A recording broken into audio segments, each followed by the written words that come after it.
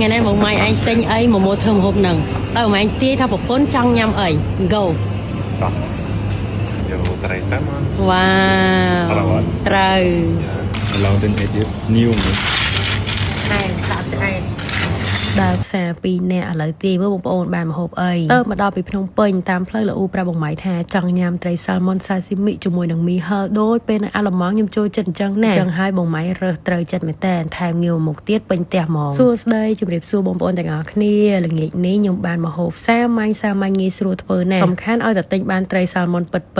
ខ្ញុំទិញមកវានៅកក់តិចទេបងប្អូនប៉ុន្តែត្រីត្រជាក់ខ្លាំងអញ្ចឹងគឺយើងស្រួលញ៉ាំអត់សូវធំក្លិនទេក្រៅពីត្រីសាល់ម៉ុនក៏មានជាមួយត្រីធូណាផងដែរត្រីធូណាថ្ងៃនេះល្អខ្ញុំពេលខ្លះអត់សូវចិត្តត្រីធូណាណាព្រោះញ៉ាំទៅមានអារម្មណ៍ថាវាក្លិនដិតខ្លាំងពេកប៉ុន្តែថ្ងៃនេះទិញបានឆ្ងាញ់មែនតើអញ្ចឹងបងប្អូនចូលចិត្តញ៉ាំសាស៊ីមីឆៅអាចសាកប្រភេទត្រីកកម្ដងក៏បានដែរយកមកយើងទុកឲ្យវាលាយអញ្ចឹងទៅចាំយើងហាន់ធ្វើម្ហូបមានស្រាយសមុទ្រមានឆៃថាវមានអីនៅពីក្រោមទៀតអែហ្មងហើយបងម៉ៃថ្ងៃនេះបច្ចេកស្នាដៃស្រស់មីហឹលបងប្អូនតាមដានវីដេអូខ្ញុំនៅអាឡម៉ង់ដឹងស្រាប់ហើយខ្ញុំចូលចិត្តញ៉ាំរបៀបមីហឹលហើយជាមួយត្រីសាម៉ុនត្រាំទឹកស៊ីអ៊ីវអីនោះមែនតើអញ្ចឹងថ្ងៃនេះសូមវិជាគុណចាស់មានមីហឹលទៅមានបាយទៅយើងមានត្រីសាម៉ុនអីអញ្ចឹងណាជួបជុំក្រុមគ្រួសារហើយចូលចិត្តញ៉ាំរបស់អញ្ចឹងខ្ញុំអត់រំលងបងប្អូនទេកុំភ្លេចណាឈុតទឹកអនាម័យយ៉ាម្នាក់ត្រូវតែមានប្រើប្រាស់ផងស្រីយើងញ៉ាំរបស់ឆៅនេះគឺមានប៉ះពាល់ខ្លះហើយបើទឹកអនាម័យយ៉ាម្នាក់នេះគឺជាប្រភេទជែលដែលល្អខ្លាំងមែនតើប្រើតិចបានផលខ្ពស់លាងសម្អាតបានល្អអត់ទាន់ចង់ទិញដបធំអាចសាកមួយកញ្ចប់ទូចបានមានចំណុះ 50ml ហើយក្លិនថ្មីពិសេសថែមទៀតផងតម្លៃវិញក៏ល្អសមរម្យដែរហើយបើញោមយើងមានគ្រួសារហើយអញ្ចឹងយើងប្រើទាំងឈុតបងប្អូនជាមួយនឹងស្រោមនេះមួយមុខទៀតក្រៅពីជួយលាងសម្អាតកម្ចាត់មេរោគបាក់តេរីជួយបញ្ហារោគស្ត្រីលមាស់ធ្លាក់ស